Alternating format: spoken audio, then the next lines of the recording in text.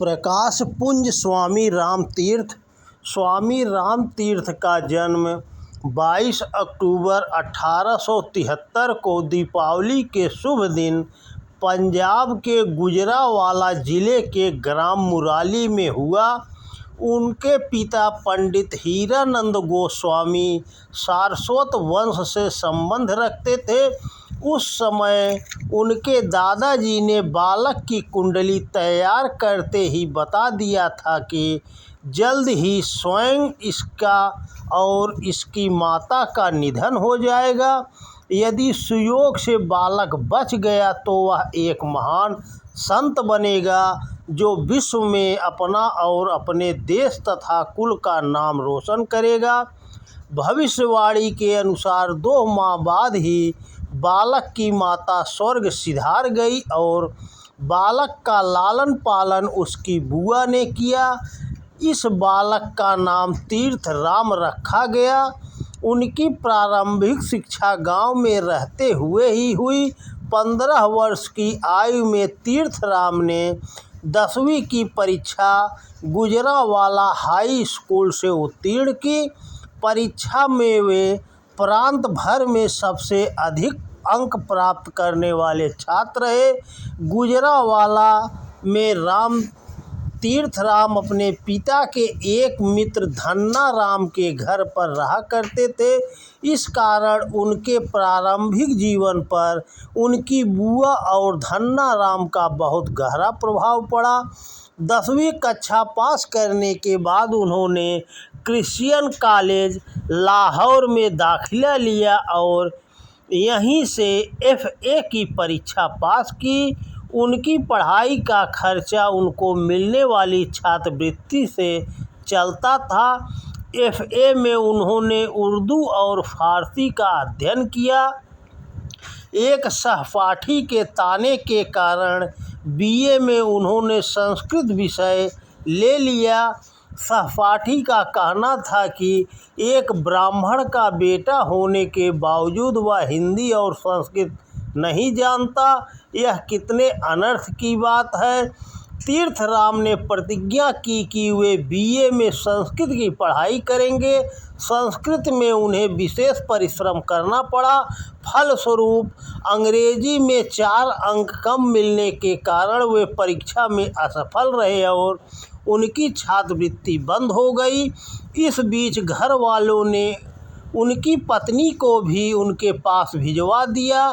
इस अवसर पर उनके मौसा डॉक्टर रघुनाथ ने उन्हें 25 रुपये मासिक भेजना प्रारंभ कर दिया। BA पास करने के बाद उन्हें पुनः 90 रुपये की छात्रवृत्ति मिलनी शुरू हो गई। उन्होंने गवर्नमेंट कॉलेज से पूरे पंजाब प्रांत में प्रथम रहते हुए गणित में MA की उपाधि प्राप्त की। 21 वर्ष की आयु में ही वे गणित के प्राध्यापक नियुक्त हो गए। तीर्थ राम बहुत कुशाग्र बुद्धि वाले मेधावी छात्र थे। एक बार अध्यापक बच्चों को पढ़ा रहे थे। बच्चों का सामान्य ज्ञान परखने के लिए उन्होंने ब्लैक बोर्ड पर एक सीधी रेखा खींची और कहा, क्या आप में से कोई इस रेखा को छुए बिना छोटी कर सकता है? सभी बच्चे निरुत्तर होकर चुपचाप बैठे रहे। उनका मत था कि रेखा को छुए बिना छोटा करना असंभव कार्य है। इतने में तीर्थ राम सामने आए और कहा, मैं अवश्य ही यह कार्य कर सकता हूँ। इजाज़त मिलने पर उन्होंने खींची हुई रेखा के नीचे उससे लंबी रेखा खींच दी और असंभव लगने वाले कार्य को संभव कर दिखाया। बाद में वे स्वयं गणित के प्राध्यापक बने। उनके छात्र जीवन की एक अन्य घटना से ज्ञात होता है कि वे कितने दृढ़ संकल्पी थे। एक बार उन्होंने संकल्प किया कि सूर्य की पहली किरण देखने से पूर्व वे सारे प्रश्न हल कर लेंगे। उन्होंने एक नंगी तलवार अपने पास यह निश्चय करके रख ली कि यदि भोर होने से पूर्व मैं सभी प्रश्न हल नहीं कर सका तो तलवार से अपने आप को समाप्त कर लूँगा। रात तेजी से व्यतीत हो रही थी, भोर होने को ही थी, परंतु वे प्रश्न हल नहीं कर पाए। उन्होंने तलवार की नोक अपनी गर्दन पर रख कर दबाई। रक्त की धारा बहने लगी। अचानक उन्हें लगा कि मानो अंतरिक्ष में प्रश्न का उत्तर लिखा हुआ है। उन्होंने तलवार फेंकी और तुरंत उस उत्तर को लिख लिया। अपने संकल्प के कारण उनमें उस शक्ति का उदय हुआ कि यही तीर्थराम विश्व भर को भारतीय अध्यात्म का संदेश देकर उसके गूढ़तम जीवन प्रश्नों को हल कर सके।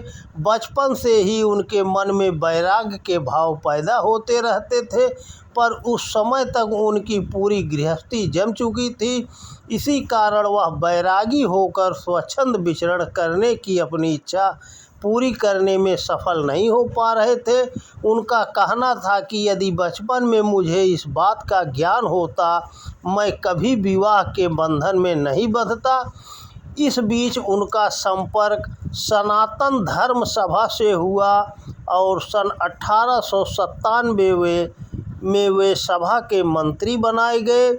लाहौर में उन्हें जगत गुरु शंकराचार्य का सानिध्य मिला और उनकी संन्यास लेने की इच्छा जागृत होने लगी। पिता और पत्नी के विरोध के बावजूद उन्होंने सन 1899 में दीपावली के दिन संन्यास ग्रहण कर लिया। अब वे हरिद्वार में जाकर निवास करने लगे।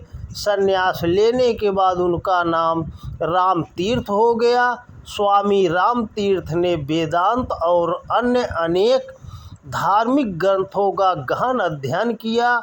सन 1901 में मथुरा में हुए सर्वधर्म सम्मेलन में वे सभापति बनाए गए। उनके विचारों का उपस्थित धर्माचार्यों पर बहुत गहरा प्रभाव हुआ।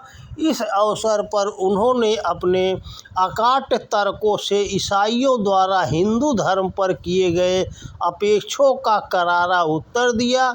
सन 1902 में जब स्वामी जी टिहरी गए तो वहां पर उनकी भेंट टिहरी नरेश महाराजा कीर्ति शाह बहादुर से हुई।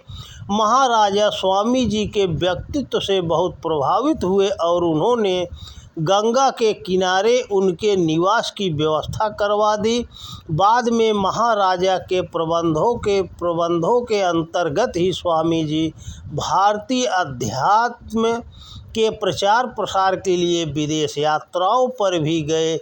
सर्वप्रथम स्वामी जी ने जापान की यात्रा की और वहाँ के टोक्यो विश्वविद्यालय में उनके प्रभावकारी उद्बोधन हुए।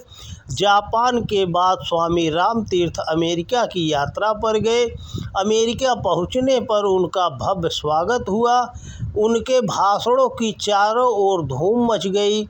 स्वामी जी ने लगभग 3 वर्ष तक अमेरिका में रहकर अपने विचारों से पूरे देश को प्रभावित किया। सन 1905 में स्वामी जी स्वदेश लौट आए। यहाँ आकर भी वे निरंतर भ्रमण करके अपने विचारों का प्रचार करते रहे। इसके फलस्वरूप उनका स्वास्थ्य प्रभावित होने लगा। अब स्वामी जी ने इस संसार को त्यागने का मन बना लिया। उन्होंने गंगा में समाधि लेकर बैकुंठ जाने का निश्चय कर लिया। इस संदर्भ में उन्होंने एक पत्र लिखा, मृत्यु तुम मेरा शरीर लेना चाहती हो, मैं इसकी परवाह नहीं करता। मेरे पास काम करने के बहुत शरीर हैं। मैं सूर्य चाँद की किरणों में मिल जाऊंगा, नदी नाले अथवा पर्वत के रूप में गीत गाया करूंगा। लगता है अब मेरे राम को बंधन पसंद नहीं। स्वामी जी ने पत्र लिखकर मेज की दराज में रखा। अपने समस्त अप्रकाशित लेख सलीखे से रख दिए। लिखा, इन्हें क्रम से प्रकाशित करवाना। इस बीच रसोइया आया और भोजन के लिए आग्रह करने लगा। स्वामी जी ने कहा, मैं गंगा स्नान करके आता हूँ। रसोइया भी पीछे पीछे चला। यह दिन 17 अक्टूबर 1906 का था।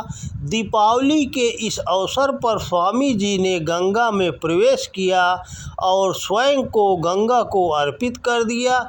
इस समय उनकी आयु मात्र 33 वर्ष की थी। स्वामी जी का जन्म दीपावली के दिन हुआ। उन्होंने संन्यास भी दीपावली के दिन ही लिया और उनको निर्वाण भी इसी दिन प्राप्त हुआ। स्वामी राम तीर्थ एक प्रकाश स्तंभ है जिससे ज्ञान का प्रकाश सतत प्रभावित होता रहता है। तो दोस्तों नमस्कार, वीडियो पसंद आए तो ज़्यादा से ज़्यादा शेयर करें।